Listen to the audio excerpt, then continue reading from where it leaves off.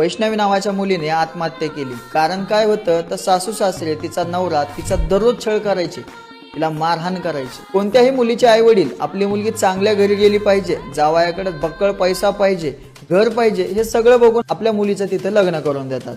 पण त्यासोबतच त्या मुलाचा स्वभाव कसा आहे, त्या मुलाच्या घरच्यांचा स्वभाव कसा आहे हे देखील बघितलं पाहिजे असं मला वाटते। बघा ना, इथं वैष्णवीच्या वडिलांनी लग्नामध्ये 51 तोळे सोनं, फॉर्च्युनर गाडी दिली, तरी देखील त्या मुलीचा एवढा छळ केला गेला।